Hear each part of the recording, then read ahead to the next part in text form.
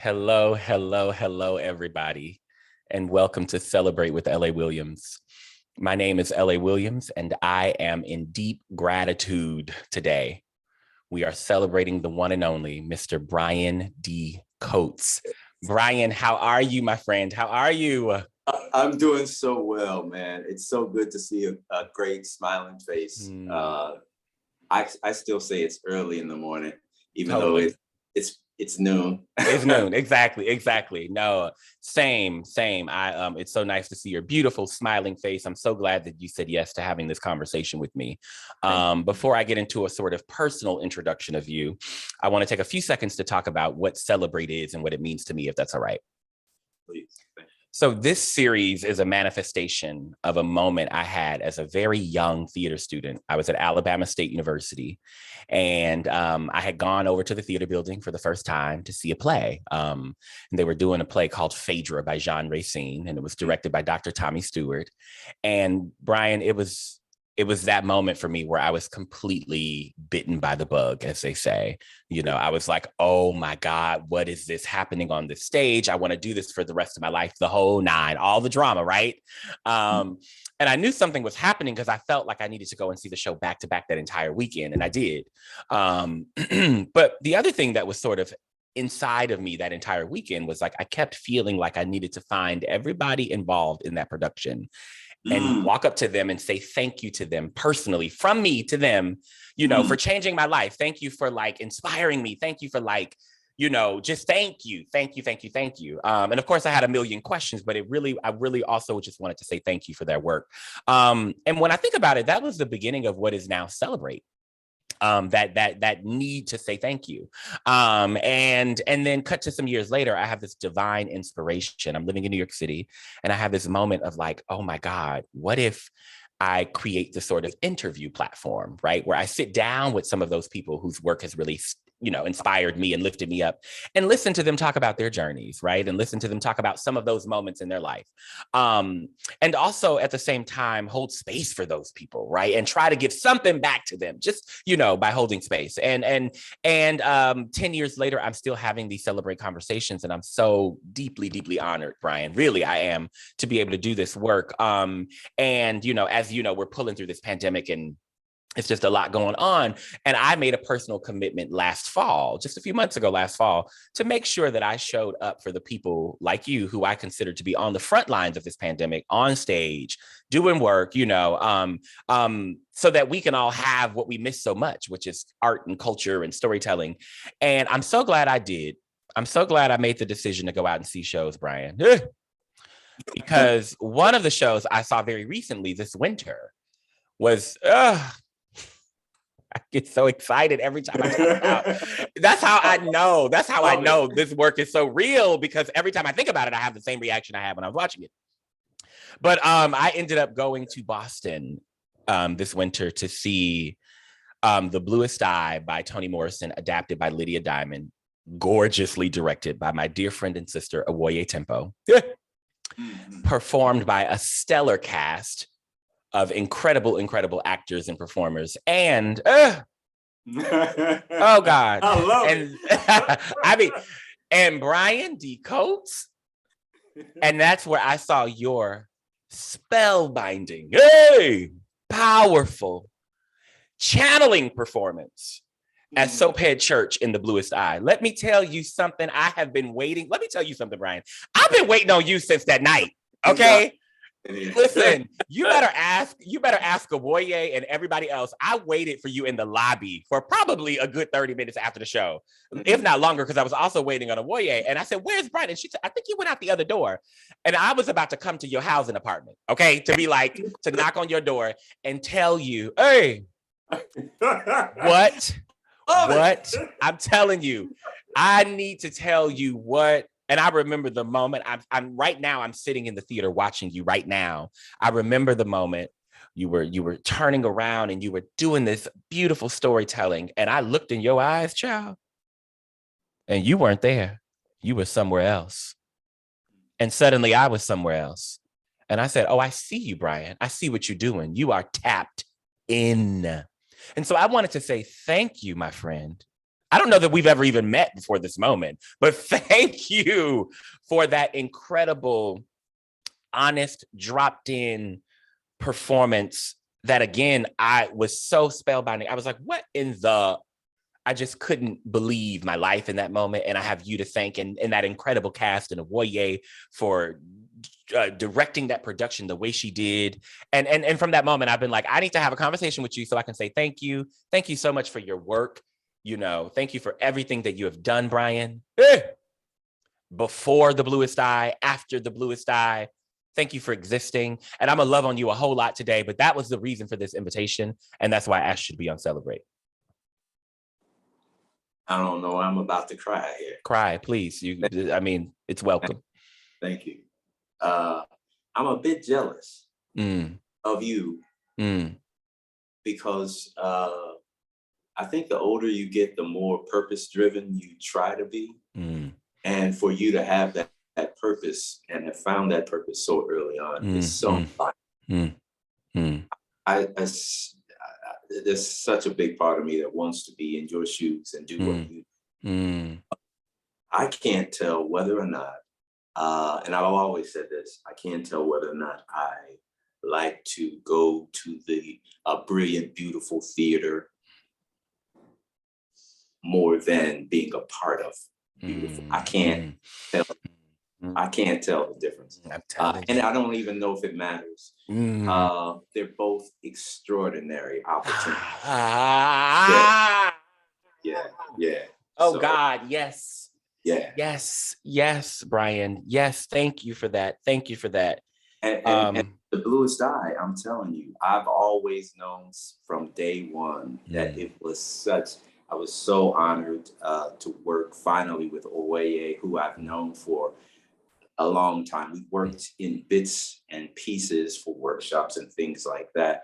But to have a full fledged production experience with Awoye Timpo meant so much. It was a couple years maybe, or a year, or at least a year in waiting, because we were supposed to do this show. I was doing Jitney, the tour of Jitney in Seattle, which incidentally was the first outbreak in Washington, as you recall. I was there. So we were pretty much the first show to be canceled. But Bluest Eye was supposed to have followed that show. That's right. In Seattle. And it was a long time coming, but I had to come back. To do it no matter what. Even though it was a year after it was supposed to, and things do come up. You have to chase the money sometimes. That's right. Particularly during the pandemic. But I've been blessed, LA. I've been blessed to have done shows, pandemic shows. Because we kind of are still there. That's right. But I've been blessed to be a part of 3, and I'll start rehearsals for 1 in Pittsburgh next week, which will be 4. So I've been running into people who've been like, it's been years since I've been, and and my God, and it's a whole new world. But I've been blessed to still have been working. Thank God for that. Thank God that you have been working, and thank God for the blessings that you are giving through your work, child. Thank you. Brian. Listen, we're going to talk a little bit more about the Bluest Eye later, but I want to start off by celebrating the day you were born. And that idea is meant to have you take us back however far you want us to go, to wherever you want us to go. And you can talk to us about your birth story, your earliest memory, young life growing up. Tell us whatever you want us to know. Wow. Well, I was born in 1969. January 27th. Incidentally, 2 trains running, which I will be doing in Pittsburgh. So honored to takes place in the year of my birth. It's just amazing how things just turn around in your life. But I was a loner. I think a lot of the young Brian is still present. I love people. I love people, but there is, man, the crying is on me. But I think there's a lot of reasons.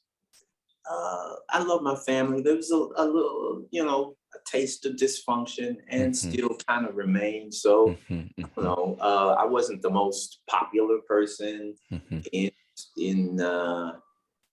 school, but I like to make my cousins and everybody laugh.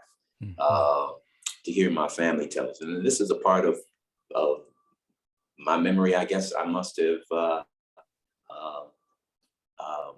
let go. But to hear them telling I was doing this, what I'm doing now, even putting on glasses and acting for, I don't remember any of this, but everyone in the family, the adults who were in my life at that time, they remember it very vividly, that that person.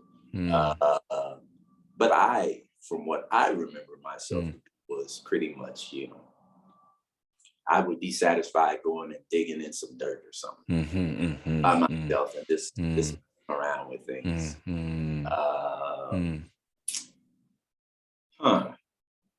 What else about me? I wasn't the best in school. Wasn't the best in school. I actually flunked the 7th grade. And I think of it at that point in my life, early teens, I was beginning to get bored with that type of structure. And I think, artists or real artists from, because I think it was always a part of me. And I'm a part of every artist, whether they know it or not. I think when you're an artist, a young artist, you get bored with that type of structure. So I acted out. I remember one time getting kicked out of a history class. Everyone was properly doing what they're supposed to do as students, taking notes as the professor was speaking, and I just busted out in a song. I busted out in "You Are My Sunshine." Yes. I kicked out of the class. Yes. Sent to the principal's office, but that was me. Just free. Went along the lines of what was expected. I was different. I have an older brother. He was popular. He's 2 years older than me. I mean, everybody knew him, and I tried to hang with them, but he didn't want me hanging around him. I was just, strange. I'm putting that on myself. I can't say my brother was saying that I was strange, but I think I was a little different, artistic. So then I went to, I had my first drama class, creative drama class in junior high. And something happened that I would say to this day was the best thing that could have happened to me. Despite all of, my mother, by the way, is one of 10. So you can imagine the amount of grandchildren. They're all living, thank God. Our matriarch is still living, thank God. But you can imagine all of my cousins and all of my family, and everything that I knew was right there in Columbia, Missouri, where I was born. But my mother got married to my stepfather, and we moved to North Carolina. And I'm telling you, when I say fish out of water, I was that and more.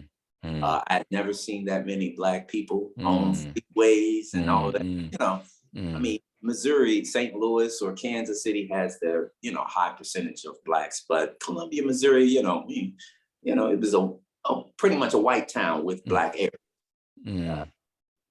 But I've never seen that many Black people. The school I went to, E.E. Smith in Fayetteville, North Carolina, was a magnet school where a lot of athletes and a lot of just brilliant students. And they were all Black. I never experienced my life. Never experienced that. That's when I got introduced to forensic speech and debate. I was entered in dramatic interpretation, humorous interpretation, and I did that throughout my junior, sophomore, junior, senior years. And that's when I was starting to get more and more into acting. And, a gentleman came for career day from North Carolina School of the Arts. And he talked to our class, and I decided right then I wanted to audition for that school.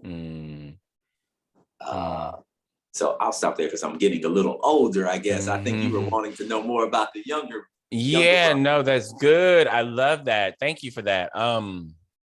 Absolutely. I do have a couple of questions going back a little bit, but I want to say before I even ask, like, I just want to celebrate the difference that was you and that is you. And that is so many of us. I don't mean to be cliche or cute, but like, that's one of the things that's really present in my mind as I listen to you right now. It's like, I'm so glad that you acknowledge that difference and that you're honest about it. I think that's so important. And also something that came up for me as I was listening to you talk about being different in that, particularly that moment in school where you got put out of class in 7th grade. It's like, I just heard freedom. Like, I just like, I want to sing right now, and I'm going to sing, and like, fine, put me out, and I love that you also call it artistic, because that's exactly what it is. So that's one thing that I'm super present to in this moment. I guess before we keep moving forward, I want to hear you talk a little bit more about Columbia as an environment, like as a place, like just paint that picture for us a little bit. And then I'm also curious about, and you've already kind of touched on like the move to North Carolina and what that looked like as a sort of place and through your eyes. And then I also want to hear a little bit more about sort of inside the house where you mentioned an older brother. Was it just y'all two? Who all lived in the house in those early years? Was it you, mom, dad, brother, or other people, grandma? Who was it?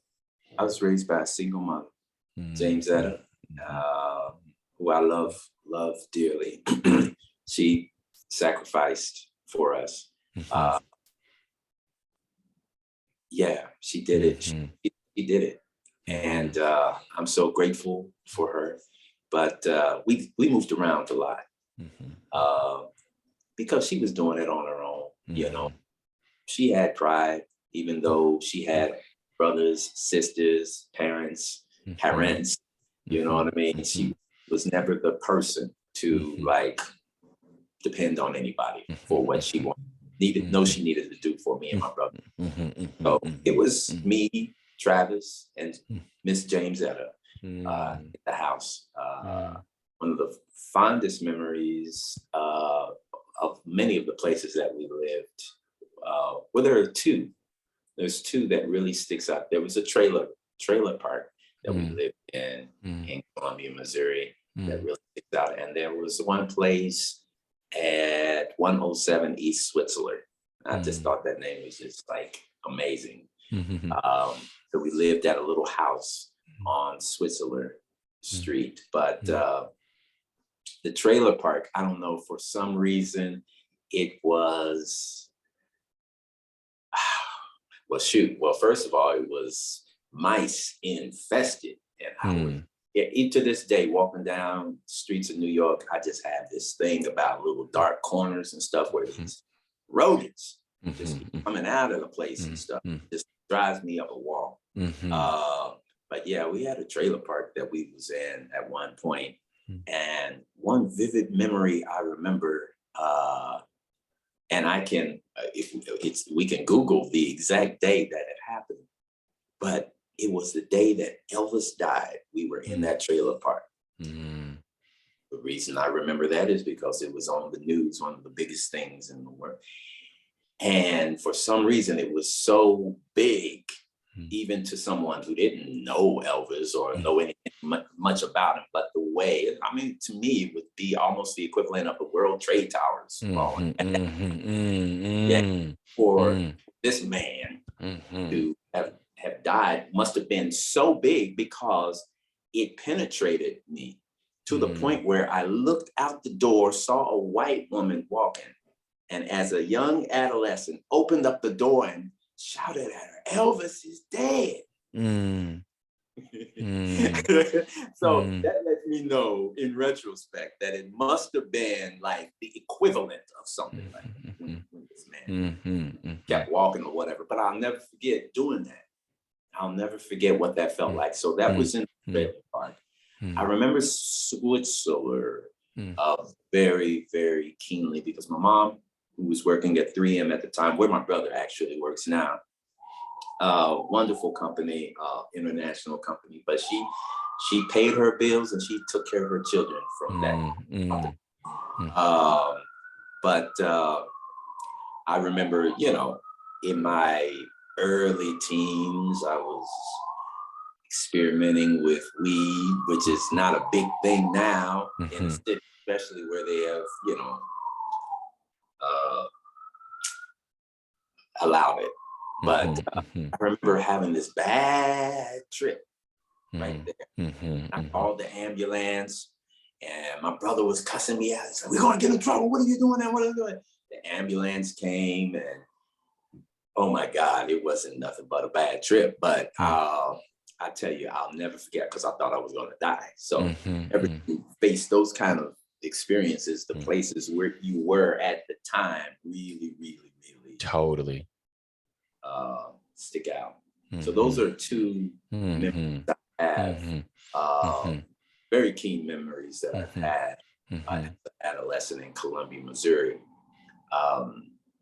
Now, when I went to North Carolina, we had my stepfather had bought a really, really nice house not far away from the school that we were attending. Although a painful situation happened out of that. He abandoned us after we had moved. Yeah, he abandoned us. And so it was once again me, my brother, and my mom. But my brother ended up enlisting into the Air Force to help mom out. I was at that point first year high school. So mom stayed with me till I enrolled in the School of the Arts, and then she ended up ultimately moving back to Columbia, Missouri. But if I never would have went that route, as painful as it was, if I never had gone to School of the Arts, or gone to North Carolina rather, I would never, I don't think, have pursued acting. I mean, Columbia, Missouri is not an acting town. We'd be lucky if we had like a creative drama class, that was offered at the school. Totally. But, when you talk about when you first got SOAPHEAD, what that was, that's why I appreciate like talkbacks. All of these schools sort of outreach things in conjunction with the theater, because there's so many of you in the crowd, and if maybe if we had that kind of setup in Columbia, Missouri, I would have been exposed to it and, might have gone that route. It was already in me, but it wasn't there.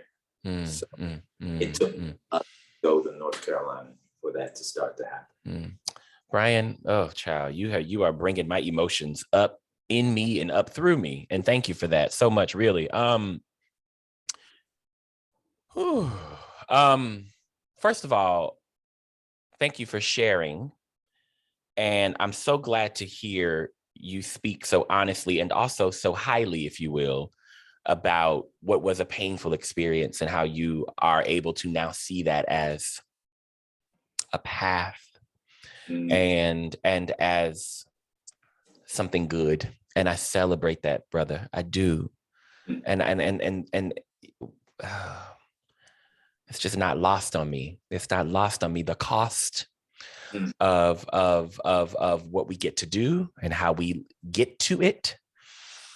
And it's also not lost on me that not everybody is able to look at those painful moments and see the power in them and see the potential in them. So thank you for that. Thank you for that. You're making me so emotional. I want to also, I have a question and I have something that I want to point out, and then I swear we're going to move forward.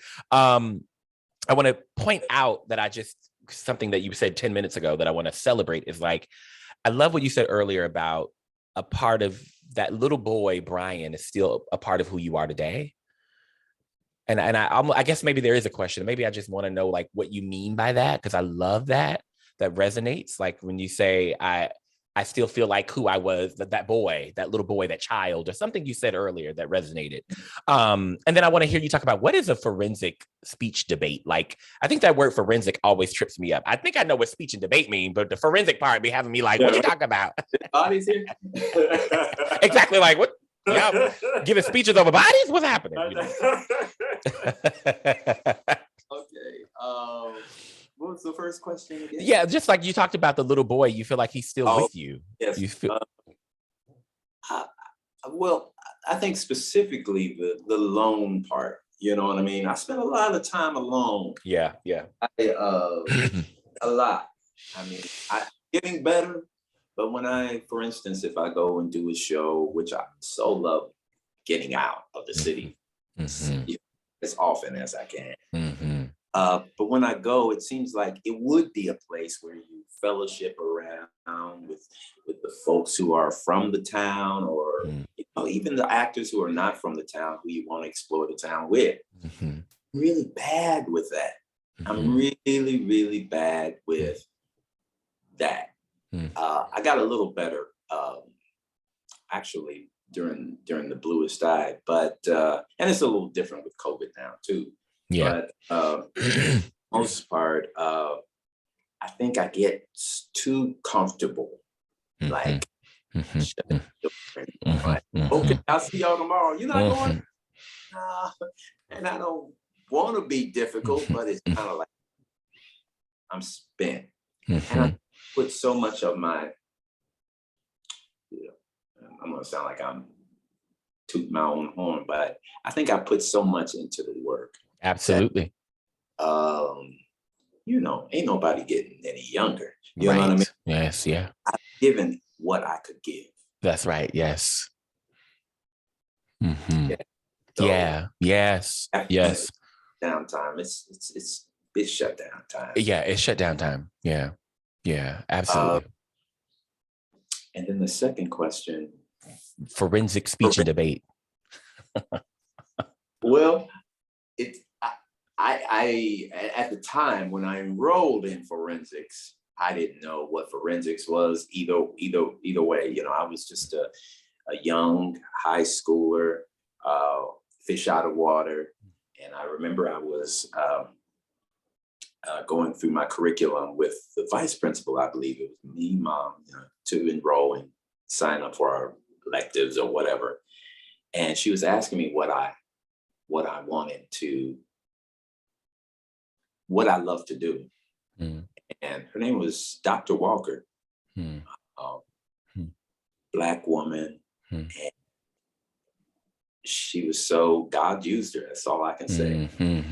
While I was shrugging my shoulders, she was getting some ideas about what helped me. And she said, so why don't you, there's a new class. It's forensics, and this is what it entails or whatever. And we're signing people up for this new class. They go on competitions and they do all of this and do all of that. And so I signed up for it, not knowing, but my acting teacher was also the speech and debate forensics debate coach as well. New speech and debate coach, because they had never done it at that high school. We started going to competitions, and I guess that's when I started to develop this love for reading plays.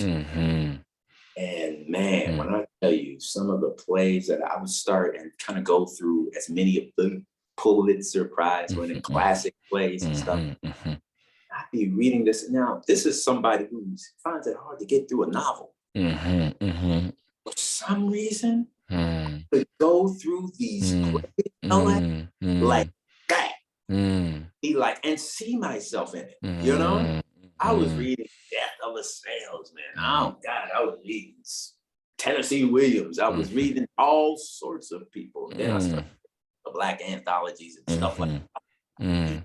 Plays, it's like, oh my God. So I developed in high school this this need to these plays to read them.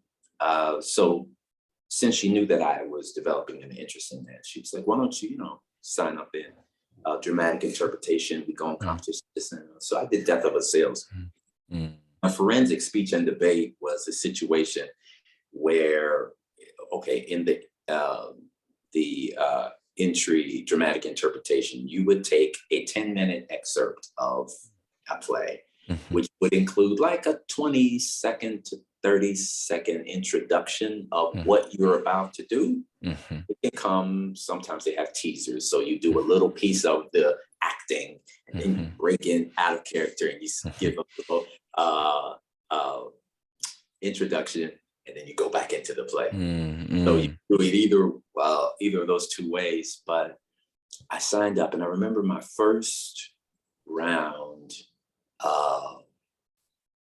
of the first competition I ever went on. I had this memorized, because we had to prepare to go on these competitions. I had all of this memorized. I knew what I was supposed to do. I'm playing Willie Loman. I'm playing Biff Loman. I'm breaking out of characters. I'm doing all of this because we have a focal point for every character. So I had all the 10 minutes memorized, but I get up there and I froze. My first round of this competition, and the teacher who was the judge in that particular round, I ended up stopping like 4 or 5 minutes into it. I think my arms started to go numb and stuff like that. I said, I can't do this no more, but I gave it a good shot. I can't do this anymore. So she wrote on the ballot, and I saw it later as we're traveling back to our hometown, and we got to read the ballots. She said, has potential. So that stuck with me. Now I'm gonna skip ahead. 2 years later, when I was a senior, I went to nationals. I got better and better over the years, or whatever. I did a soldiers play, and I basically did Adolf Caesar's imitations. I don't watch them over and over, but I was winning though. I started more and more. The third year, I went to a preseason sort of competition that was always held at Wake Forest. And there's people from all over the country there. Oh, a man, a young guy and a young woman, two different, competing against each other, do fences. This is when fences must have been really, really, really new. And I'll tell you, my mouth dropped. I was like, I'm going to do this piece. So I did fences my senior year and went to nationals in Nashville, Tennessee. And I was there with other North Carolinians who got dropped out of the competition early. It was stiff. I mean, these are the best of the country. Good. I had 2 downs. Now, if you get 3 downs, you're out. I had 2 downs early in the competition. They had to keep going, adding rounds because some people were just getting their first down or second down. And I was hanging in there with 2 downs early in the competition. Same teacher who told me that I had potential came up to me. She said, you remember what I told you? I told you, but it got 7th in the nation in Nashville, Tennessee. Then I went to Toni, thinking I was because I then you go get knocked down again. Yeah, exactly. You get humbled again. Yeah. By the senior year of School of the Arts, come to New York, get your first agent, bam, you back down again. That's right. That's exactly right. Wow. Ooh, yeah. What that makes me think of who is our friend in Hadestown? Andre DeShields, who says the top of one mountain is the bottom of the next. I heard that. Ain't that a thing, child? I love that. Thank you so much for all of that. Thank you for all of that. And I love, just if I may, I always try to add my 2 cents, child. So just take it or leave it. But I just want to say I love when you talk about, giving it all to your work and being spent at the end of the day and needing to recharge and restore and rest. Child, keep doing that. Keep doing it. Keep doing it. Don't apologize for it. Don't ever feel bad for it. It's so necessary. And it makes sense considering what you gave me in that one performance that I saw of the Bluest Eye. I was like, child, I know you needed to nap after that because I needed a nap after because you were using every part of your soul. So I just want to say that, but thank you for all of that. So let's talk about finishing up the School of the Arts. Like, the question is, was there a moment there? Well, was there a moment in that experience for you that you felt like shifted things for the good or the bad? Like, a big sort of transformative moment. And then, like, what happened after college? What did you do afterwards? Okay.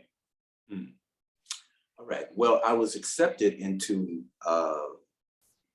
a pre-professional program. Now, my same acting teacher who I've been with through high school, I mean, she was on my side. Wonderful teacher, white lady named Miss Arrington. And she didn't have kids. She never was married. So her students, meant a lot to her. She took care of her mother, a sick mother too. But Miss Arrington, I'm telling you, wanted me to go at first to Methodist College in Fayetteville, North Carolina. I don't know anything about no Methodist college. Like I said, this guy came and he talked about the School of the Arts, and I said immediately, that's what I wanted to do. Absolutely. And she's like, I can get you a full scholarship, and she knew what my grades were and how hard it was for me to my geometry class. Just real small story. I had to do the fences in front of the whole, Soldier's Play. I had to do that in front of the whole student body. And I was flunking in geometry. Now, I'll tell you how grace will find you. I, to this day, believe that I passed that geometry class because of my acting skills. And I'll tell you, I was there in class one day and a brother says, out of nowhere, we had this big white square head, must have been ex-military or something, geometry teacher. No, the kind that didn't play.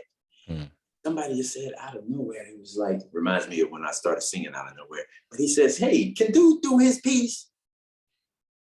Talking about me, like that, forensics piece. And I'm looking because he's putting me on the spot, putting everybody on the spot. Well, the geometry teacher looked me dead in the eyes and said, you want to do it? I said, sure.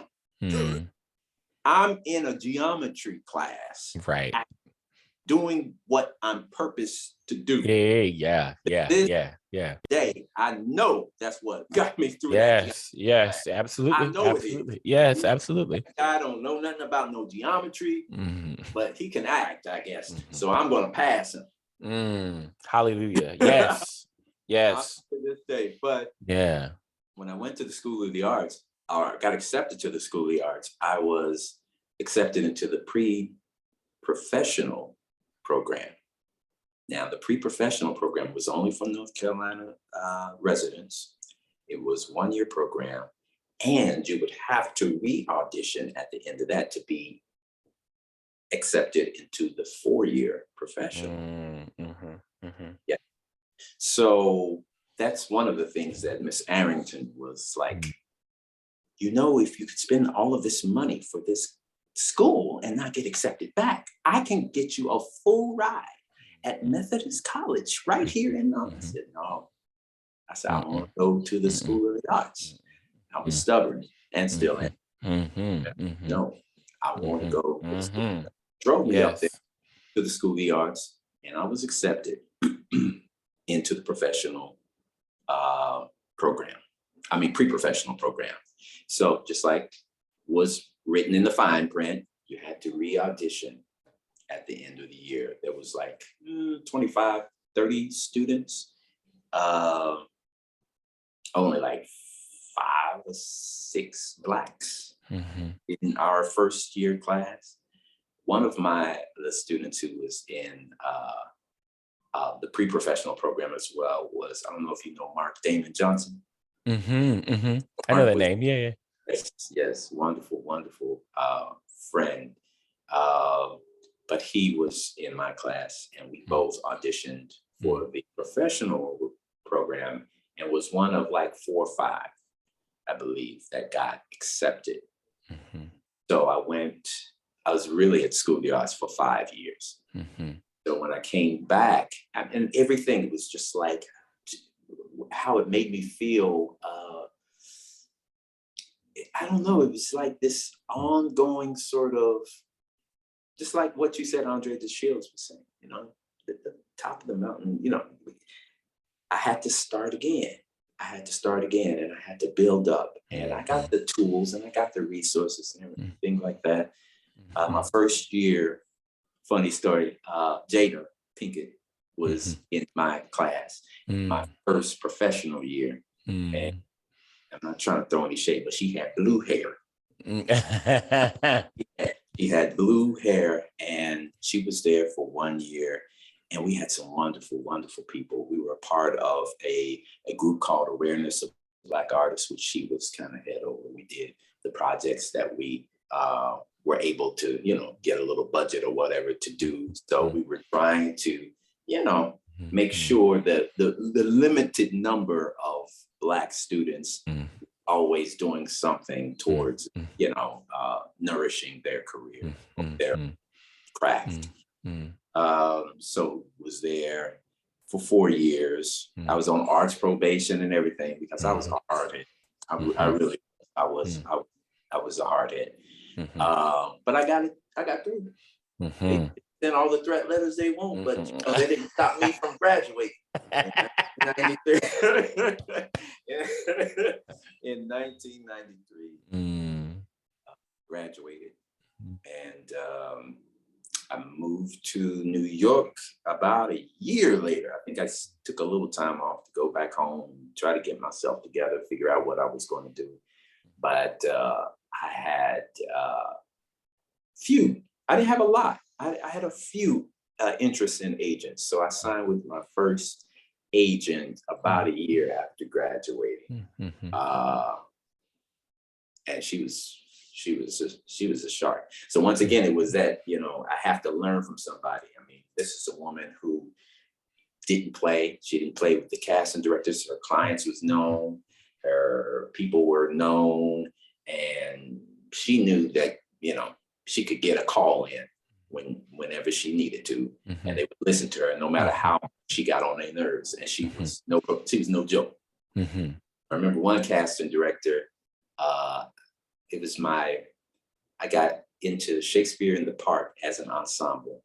And it was like my first thing outside of school. So I was really proud to be a part of it. Now they were doing Merry Wives of Windsor. The first one, Daniel Sullivan directed that. So I was an ensemble, which I was glad to be a part of.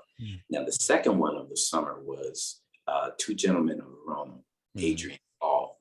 It had some outlaw characters. And that would have bumped me up from a non-union to a union. It's a funny story about how bad my agent, I won't name her name, but she well known in this town. And they wanted me.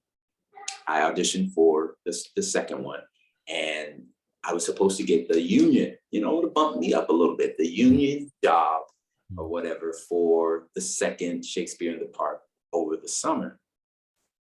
And word came back to my agent that no, we can't let Brian.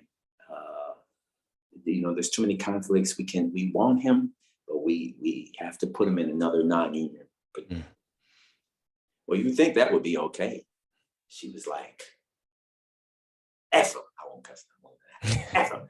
F him. I say, no, don't do it.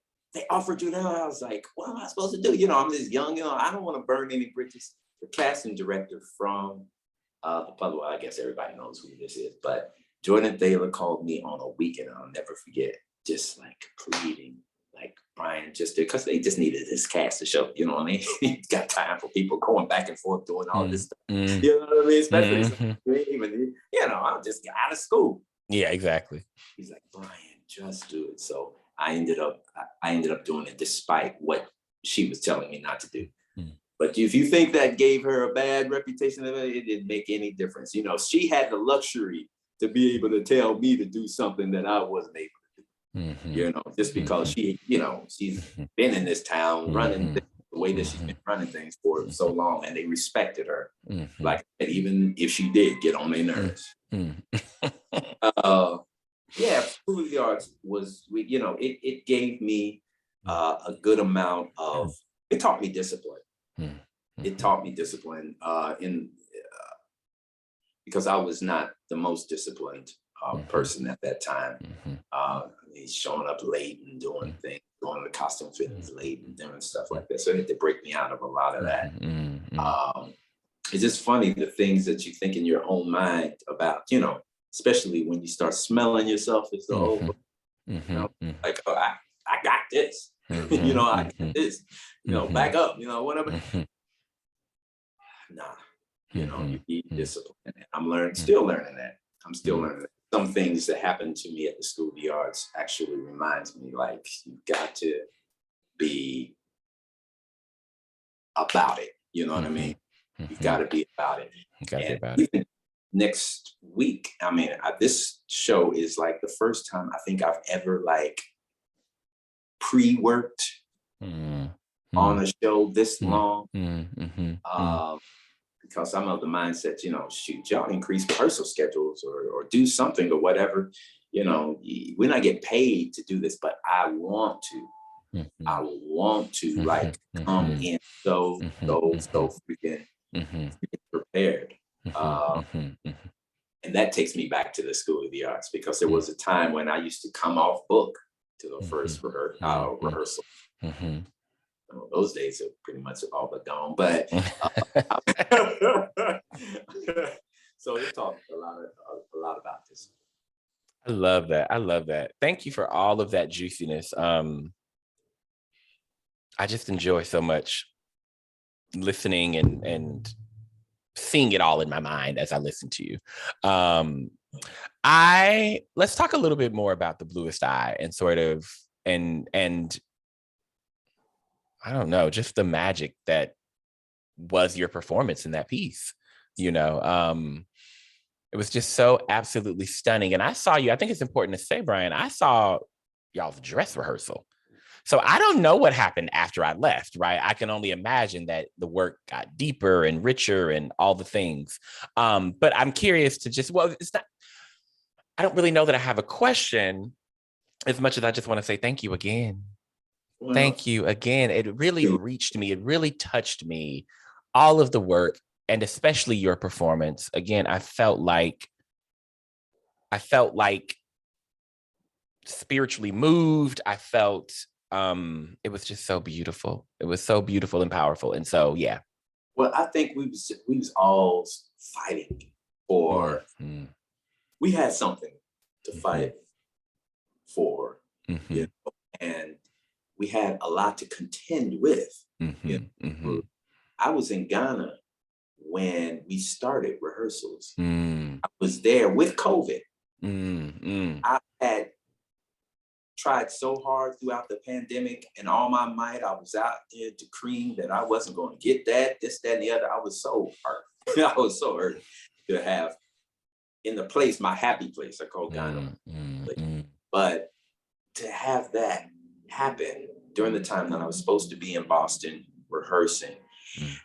But when we were doing the Zoom, where a majority of us was at that time in the rehearsal hall, there were 2 other actors, even in the Massachusetts area, not clear across the world, but in the Massachusetts area, who had to be on Zoom because of COVID.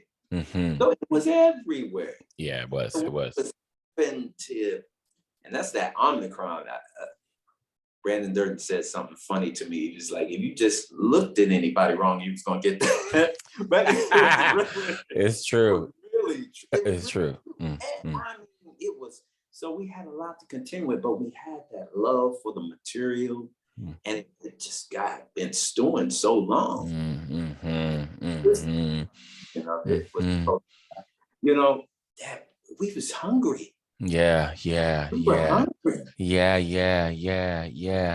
I mean, ooh, yeah, real hungry. Exactly. Yeah, you could feel that stewing. You could feel that hunger. You could feel that feeding even. Absolutely, Brian. I'm just so glad to hear you talk about it the way that you are, because a part of me inviting people to have conversations about a thing that I saw or performance I saw is also me trying to understand what it is that I experienced. And hearing you talk about what you're saying is like, oh, right. Okay. This all makes sense why I felt a stewing, a conjuring. I felt something more than just like, oh, Brian can act, or these people, I see shows all the time. I'm a director. Everyone knows that, but there was something else happening on that stage. And it's because we are having this conversation that I'm now able to really lock it in and make it all make sense, because, I'm just like, well, damn, I felt something going on. I felt something going on. I felt this like joyful ritual. I felt this like real sort of raw storytelling that goes way back beyond just like, let's just speak words on a page. No, I felt something else happening. But Brian, I'm gonna say this one last time and I'm gonna get off your phone, child. When you came on for your big scene, I can't name it. I don't know one of the lines, I ain't that good. But when you came on, you had this moment. And I specifically remember you turning around and you were saying what you were saying and you were doing the whole thing of like moving around. Brian, I said, oh, Brian is in. I said, Brian is tapped in. He is somewhere else. You were some other wares. I was like, what is going on? And I remember saying to Awoye afterwards, I was like, where's Brian? Like, I just needed to tell you. So when I think about the experience I had, kind of like when I was watching Phaedra a long time ago, and that thing that shifted something in me, and I was like, oh. And I hear you talk about LA. This was what the beginning of that process was like for me and for us. And this is what we're going through. And also LA, don't forget, we've been sitting on this thing for a couple of years. That's just a little bit of why it makes sense. And also just hearing you talk about your sort of longer journey, right? Outside of the Bluest Eye. It all just connects in such a lovely way. And I'm just so grateful for the connection of it all, so. Thank you. I love hearing that. LA, I mean, you have blessed me today. I mean, with Awoye, it makes sense that you love her. So I'm sure I know she loves you just as much. Child, let me tell you something. Awoye is a whole nother thing for me. That's my sister. She was, she is so special. So special. And I think she's so special in a way that is out of this world. I mean, I don't know what that is. I don't know how to verbalize it, but I'll just give you this example. Yeah. For some reason, this is big to me. She had to leave us, of course. She's starting, other things.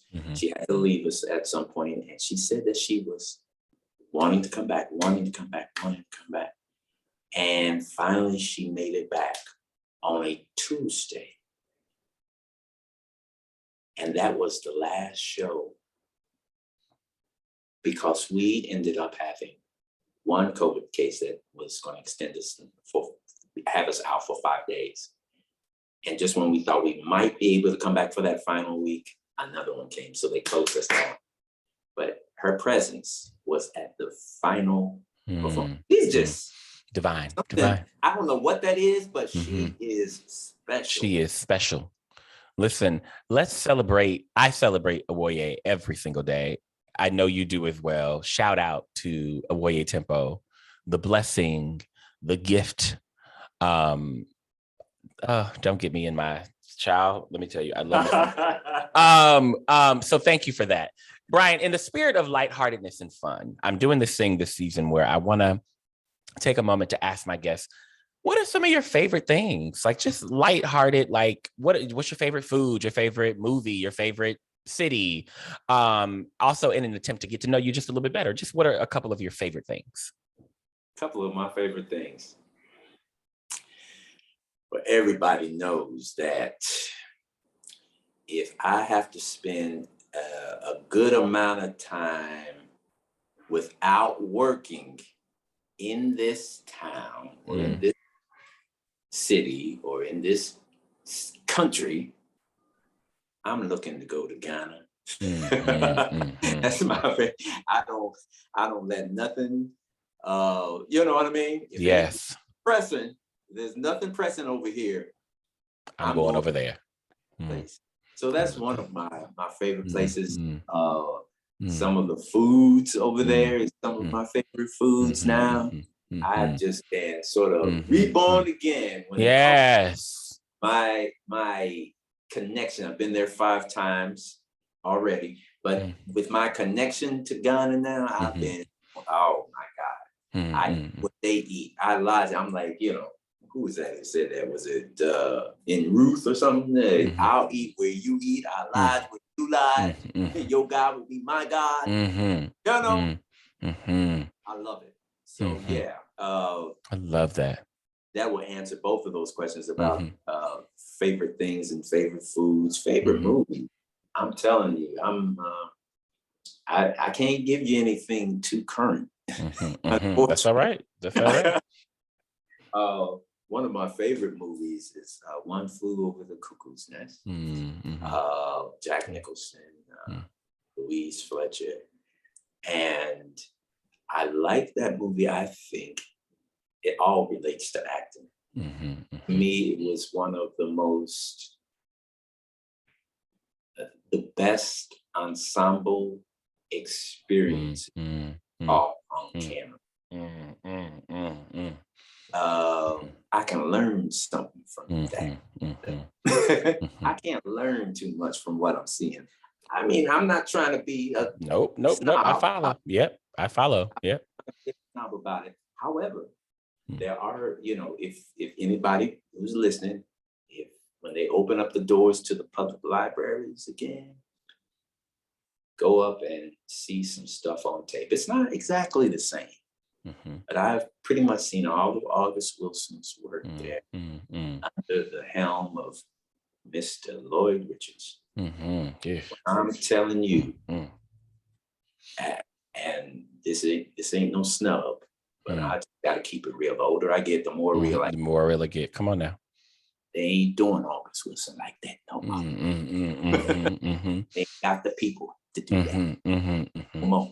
Come on now. I'm gonna leave that. I'm gonna leave it alone. I'm gonna leave it there. You're gonna get me in trouble, LA. You're gonna cut that part out. Yeah. I'm gonna leave it alone. Leave it alone. Leave it alone. I'm with you. I'm with you. We in trouble, LA. I gotta work. Exactly. I'm with you, brother. I get it. No, I hear you. Yeah, I love that. Brian, I like to wrap these conversations up by asking 3 questions. The first one is, what does it mean to you to be celebrated?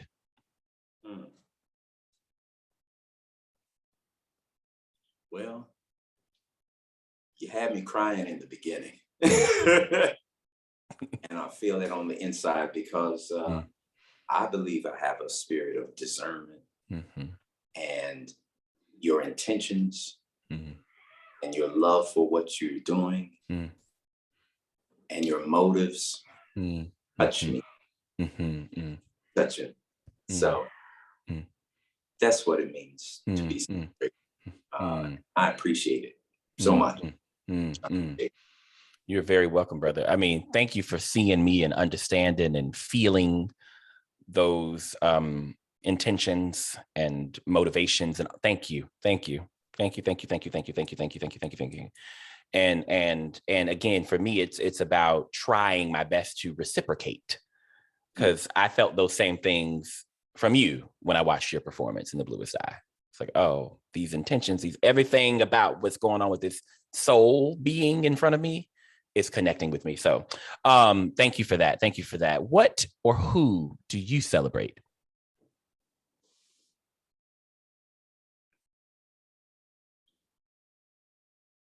I celebrate my ancestors.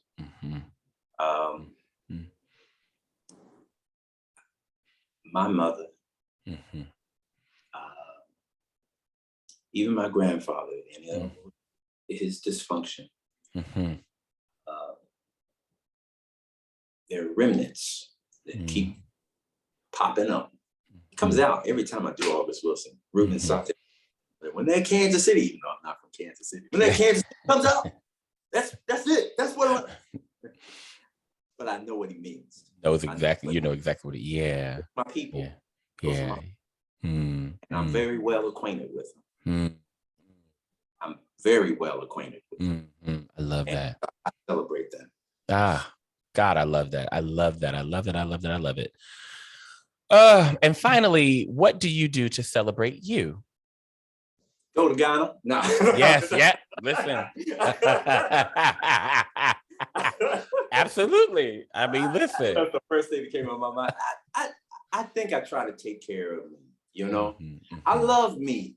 I don't, you know, an old saying in the church said, I thank God I don't look like what I've been through. Come on now. Hey, God. I want to take care of me. And whatever that means, take care of me. That's right. And people are only going to treat you the way you treat yourself. Hey, God. Glory. I'm telling you, really, it's the truth. It is absolutely the truth. I was actually just journaling about that very thing this morning. So crazy. Yeah. Like I think what I said was the better I treat myself and the more I love myself, the more that becomes the sort of like the standard for everyone else to treat me and love me. Hey. Come on now. That's it. Yeah. That's it. You know, like, you know, either you got to get on board with that level of loving me, or you gotta go. And so yeah, so we're definitely in alignment with that. You know, the self-love and the self-care. And the more I learn to love on me, the more that becomes the sort of baseline for everybody else. Yeah. And so teaching somebody. Listen, I'm saying we going back and forth because you know. So yeah, so listen, Brian. Thank you, my friend. Thank you for existing. Thank you for all of your work. Thank you for your performance as SOAPHEAD Church. I think I'm saying the character right. Is that right? SOAPHEAD Church? Yes, it is. Yes, it is. And just thank you for everything that you will continue to do. I love the in-counting that you talk about. I'm so glad to know that you'll be in Pittsburgh with my dear friend Justin Emeka. I think that's the production you're talking about, right? Yes. Yeah, exactly. Yeah. And so, you know, he's also going to be Holloway in that production. That's right. That's going to be new for me, but that's right. I'm ready. Listen. Justin is special. And so are you. And, you know, I'm just so glad we had a chance to do this. I love you, Brian D.Coats. I support you. This community has you. We see you. We're here for you. You're not alone ever, you know, and keep going to Ghana when you need to go. Oh, yeah. Just make sure you come back to us a little bit, at least just a little bit. And yeah, keep taking care of yourself because golly, you are special. And you are helping us and giving us so much that you may not even know you're giving. And so thank you for letting me tell you what you've done for me. I'll always have my home here because my people are here. But Hada, who played Picola, who's from Ghana. Yes. You've been talking about making a theater company over there. You never know. Listen, you never know. I'm trying to tell you. She was so delightful in that. And I got to meet her family that night and all the things. So listen, I love you, brother. You're very welcome. And we'll do it again soon. All right. Looking forward to it. I wish you could come to 2 trains because I think it's going to be great. I think so too. I'm more than likely going to be there. So I will let you know. And this time I'm gonna find you. Okay. I'm gonna find you. I'll be there for you. I'm gonna find you to hug your neck and say thank you. Thank you so much. Everything you do, LA. Thank you. You're very welcome. Thank you. I appreciate that. You're very welcome. Talk to you later, Ryan. Blessings. Bye-bye.